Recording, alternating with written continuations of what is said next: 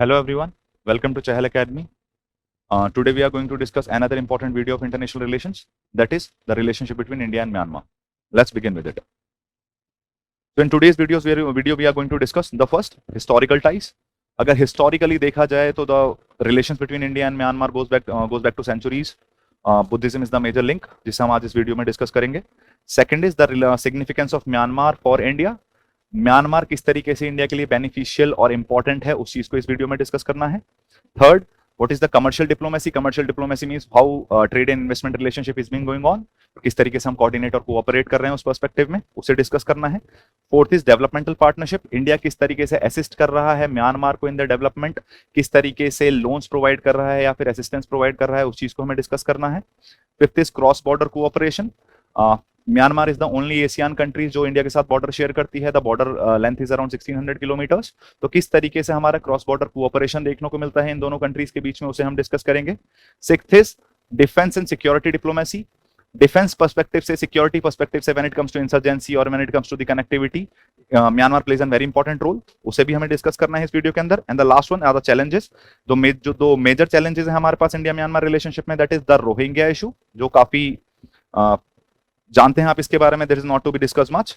And the second one is the China factor के Chinese influence जिस तरीके से म्यांमार और other South East Asian nations and the Asian nations में बढ़ती जा रही है, वो किस तरीके से टैकल कर रहे हैं और वो एक मेजर चैलेंज की तरह कैसे एक्ट करता है हमारे लिए, उसे भी हम इस वीडियो के अंदर देखेंगे. चलिए शुरू करते हैं. अगर हिस्टोरिकल टाइज की बात की जाए तो हिस्टोरिकल टाइज से हमें यह देखने को मिलता है, म्यांमार जिसे आज हम म्यांमार बोलते हैं, उसका अर्स्टवाइल नेम वाज बर्मा. तो बर्मा का रिलेशनशिप इंडिया के साथ goes back to centuries back. और the major link is Buddhism. आज की डेट में 80% ऑफ द म्यांमार पॉपुलेशन हमको बुद्धिस्ट देखने को मिलती है.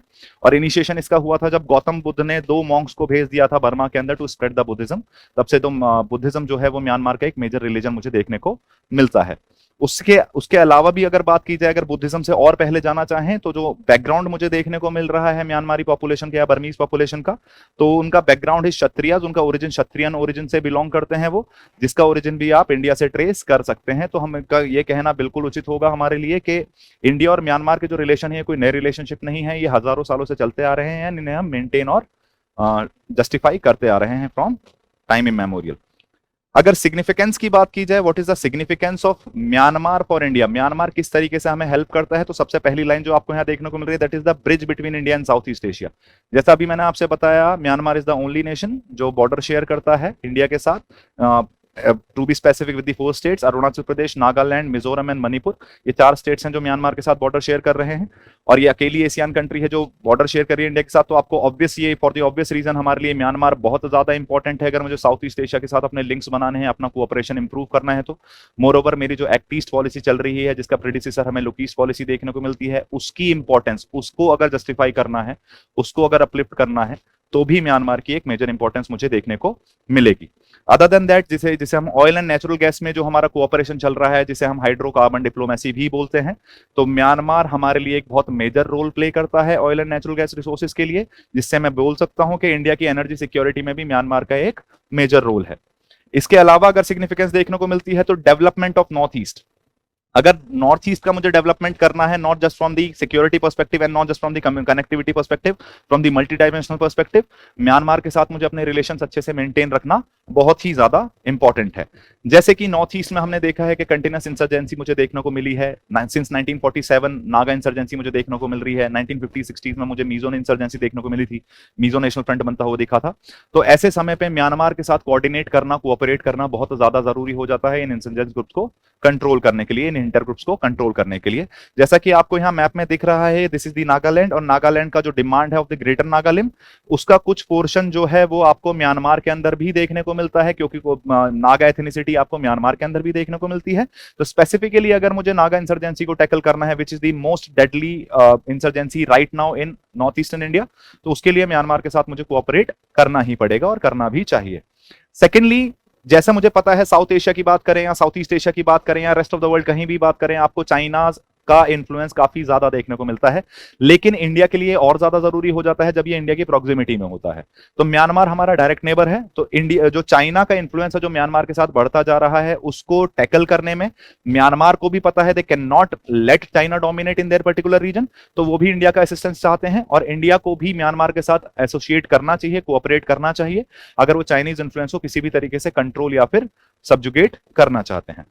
अगर कमर्शियल डिप्लोमेसी की बात की जाए, कमर्शियल डिप्लोमेसी में जो हमारा ट्रेड एंड इन्वेस्टमेंट है वो काफी ज्यादा इंप्रूव होने के प्रोस्पेक्ट्स हैं। कारण, क्योंकि म्यांमार जो है एक टर्मोइल से गुजरती हुई कंट्री है, मेजोरिटी ऑफ द टाइम आपको वहां कुछ ना कुछ टर्मोइल चलता हुआ मिलेगा। आपको इनिशियली भी पता है, before the initiation of democracy in Myanmar वहां एक मिलिट्री रूल था, फिर उसके बाद ऑंग सू की आई जिन्हें नोबेल पीस प्राइज भी मिला गया जिसके cause they she established democracy in Myanmar. लेकिन फरवरी 2021 के अंदर मुझे वापस देखने को मिलता है कि एक मिलिट्री कू होता है, ऑंग सू को डिटेन कर दिया जाता है और आज की डेट में वापस वहां एक मिलिट्री डिक्टेटरशिप चल रही है। तो ऐसे टाइम पे जब कोई कंट्री डिस्टर्ब्ड चलती है तो वहां बहुत ज्यादा इंफ्रास्ट्रक्चरल लॉस होने के चांसेस होते हैं, तो वहां ट्रेड एंड इन्वेस्टमेंट की अपॉर्चुनिटीज जो हैं वो काफी ज्यादा बढ़ जाती हैं, जो इसको इंडिया यूटिलाइज कर सकता है और इंडिया और म्यांमार के रिलेशनशिप को, कमर्शियल रिलेशनशिप को और ज्यादा इंप्रूव कर सकता है। अगर आईटी ट्रेड की बात की जाए, we are the hub of IT information technology, तो उसका ट्रेड जो है वो स्टडीली इंप्रूव हो रहा है हमारा म्यांमार के साथ। सेकेंडली, जो प्लांटेशन प्रोडक्ट्स हैं उनमें भी हमें काफी ज्यादा बढ़ोतरी देखने को मिलती है। प्लांटेशन प्रोडक्ट से हमें एक और चीज याद आती है, चेतियार कम्युनिटी जो है एक मेजर इंडियन डायस्पोरिक कम्युनिटी है जो म्यांमार के अंदर रहती है। Basically they went there plantation workers and eventually became the landlords. तो उनका जो एक मेजर इंडियन डायस्पोरा का भी प्रेजेंस जो मुझे म्यांमार के अंदर देखने को मिल रहा है, वो भी एक मेजर फैक्टर की तरह यूटिलाइज किया जा सकता है to improve the commercial as well as cultural relationships. Second चीज जो मुझे देखने को मिल रही है हमारे ट्रेड एंड इन्वेस्टमेंट रिलेशनशिप को इंप्रूव करने के लिए, वो है हमारा बॉर्डर ट्रेड एग्रीमेंट जो हमने म्यांमार के साथ साइन किया है, जिसके थ्रू हमने कुछ चेक पोस्ट डेजिग्नेट कर दी हैं जिनके थ्रू हमारा बायलैटरल ट्रेड और ज्यादा इंप्रूव और इनिशिएट किया जा सके। आगे मुझे देखने को मिलता है डेवलपमेंटल पार्टनरशिप। डेवलपमेंट में हम किस तरीके से कनेक्ट करते हैं म्यांमार के साथ। यहां जो सबसे पहला प्रोजेक्ट आपको देखने को मिल रहा है that is Kaladan multi modal transit transportation project. ये एक कनेक्टिविटी प्रोजेक्ट है जो बहुत ही ज्यादा इंपॉर्टेंट है हमारे लिए। जैसे आपको पता है, नॉर्थ ईस्ट के साथ अगर मुझे कनेक्टिविटी करनी है तो the only option I have is the Siliguri corridor, जो बहुत ही एक नैरो कॉरिडोर है और जो काफी एक हिंड्रेंस की तरह एक्ट करता है जब कनेक्टिविटी की बात आती है विद नॉर्थ ईस्ट। तो जो हम कलादान मल्टी मॉडल प्रोजेक्ट की बात करते हैं तो यहां आपको कोलकाता पोर्ट से शिपिंग स्टार्ट होगी। It will eventually go to Sittwe port in Myanmar. Sittwe port से कलादान रिवर का यूटिलाइज करते हुए हम पलेतवा पहुंचेंगे, that is in Myanmar itself, और पलेतवा से फिर रोड हाईवे का यूटिलाइज करते हुए हम कलेतवा होते हुए आइजवाल डायरेक्ट हमारा लास्ट पॉइंट होगा, जो कि एक मिजोरम में है, मिजोरम की कैपिटल है, और जो हमें एक कनेक्टिविटी प्रोवाइड करेगा to the north eastern region, जो बहुत ही ज्यादा बेनिफिशियल हो सकती है इंडिया के लिए। जो आपको रूट दे रखा है वहां आपको ऑलरेडी मेंशन्ड है पीपीटी के अंदर। अगर नेक्स्ट मुझे देखने को मिल रहा है तो अगर कनेक्टिविटी की बात की जाए तो एक आईएमटी ट्राइलेटरल हाईवे की बात करते हैं जिसे हम बोलते हैं इंडिया म्यांमार थाईलैंड हाईवे। ये मणिपुर से स्टार्ट होता है और थाईलैंड तक जाता है, जो कि हमें साउथ ईस्ट एशिया की बेटर कनेक्टिविटी प्रोवाइड करता है, जो हमारी एशियन कंट्रीज के साथ कनेक्टिविटी है उसको इंप्रूव करता है। म्यांमार उसमें एक मेजर रोल प्ले कर रहा है, हमारी एक्ट ईस्ट पॉलिसी के लिए वो बहुत ज्यादा इंपॉर्टेंट है। और जैसा कि आज आप जानते हैं कि जो नया थिएटर ऑफ स्ट्रगल है, जो नया थिएटर ऑफ टसल है, that is the Indo Pacific region. और इंडो पैसिफिक रीजन में अगर मुझे अपनी स्ट्रेटेजिक प्रेजेंस बनानी है, अपनी स्ट्रेटेजिक इंपॉर्टेंस बनानी है, तो मुझे एशियन कंट्रीज के साथ एसोसिएट करना बहुत जरूरी है, और म्यांमार उसमें एक बहुत ही बेनिफिशियल और एक सब्सटेंशियल रोल प्ले करता है। अदर देन दैट मुझे देखने को मिलता है कि अगर हाइड्रोकार्बन लेवल पे देखा जाए तो हमने म्यांमार के साथ एक पेट्रोलियम सेक्टर में भी एक इनिशिएशन लिया है, पेट्रोलियम सेक्टर में एक एग्रीमेंट साइन किया है, एक पैक्ट साइन किया है, जिससे हमारी एनर्जी सिक्योरिटी को भी एक मेजर बूस्ट मिलता है और हमारा म्यांमार के साथ रिलेशनशिप और एक स्टेप अहेड पहुंच जाता है। अगर क्रॉस बॉर्डर कोऑपरेशन की बात की जाती है तो जैसे मैंने अभी आपसे बताया कि नागा इंसर्जेंसी में एक मेजर रोल है म्यांमार का, उसके साथ कोऑपरेशन और कोऑर्डिनेशन जरूरी है। तो हमने म्यांमार के साथ एक फ्री मूवमेंट रजीम स्टार्ट किया है, जिससे कि जो नागाज हैं, जो क्रॉस बॉर्डर रह रहे हैं, few Nagas living in Myanmar and few Nagas are living in Nagaland itself, तो उन दोनों के बीच में सेम कम्युनिटी जो नागा एथनिसिटी के लोग हैं उनके बीच में बेटर कनेक्टिविटी और बेटर इंटरेक्शन हो सके, इसलिए फ्री ट्रेड रेजिम साइन की गई है। 2018 में एक और चीज देखने को मिलती है जिसे हम बोलते हैं न्यू बॉर्डर रेजिम, जिसके अंदर किसी भी सिटीजन के पास जिसके पास वैलिड पासपोर्ट है वो एक दूसरे की साइड में क्रॉस कर सकते हैं। जैसे हमें देखने को मिलता है अरुणाचल प्रदेश, मिजोरम जैसे और नागालैंड जैसे स्टेट में हमें इनर लाइन परमिट का कंसेप्ट देखने को मिलता है। तो अगर आपके पास वैलिड पासपोर्ट है तो हमने इसे थोड़ा सा और ज्यादा इजी बना दिया है, सिंपल बना दिया है, जिससे कनेक्टिविटी और interaction between people to people contact जो है दोनों कंट्रीज के बीच में इंप्रूव किया जा सके। डिफेंस एंड सिक्योरिटी डिप्लोमेसी में अगर मुझे देखने को मिले तो इंडिया एक इंपॉर्टेंट आर्म सप्लायर है म्यांमार का। मतलब कि अगर हम एक्सपोर्ट की अपने डिफेंस एक्सपोर्ट की बात करते हैं तो म्यांमार उसमें काफी ज्यादा कोऑपरेशन में दिखता है हमारे साथ। अगर बॉर्डर ट्रेनिंग की बात की जा रही है, इंटेलिजेंस शेयरिंग की बात की जा रही है, या फिर जो म्यांमार की फोर्सेस को ट्रेन करने की बात की जा रही है, basically the capacity building of their forces, human resource development in that particular country, उसमें भी इंडिया एक मेजर रोल प्ले कर रहा है। दूसरी चीज, म्यांमार जो है हमें काउंटर इंसर्जेंसीज में भी हेल्प करता है, जैसा मैंने आपको ऑलरेडी बताया है। अदर देन दैट, आपको पता है Myanmar is the part of golden triangle. Golden triangle और golden quadrilateral are the two terms used for the drug trade, जो बेसिकली ड्रग हब माने जाते हैं। तो म्यांमार, थाईलैंड, लाओस जो है वो ड्रग स्मगलिंग के लिए मेजर सेंटर्स माने जाते हैं, और being in the proximity of India, तो इंडिया को एक मेजर थ्रेट है। तो इंडिया म्यांमार के साथ काफी मेजर तरीके से वॉर टाइम स्केल पे इन चीजों को टैकल करने की कोशिश कर रहा है, so that the drug trade do not impact the youth of India and do not impact the demographic dividend of India.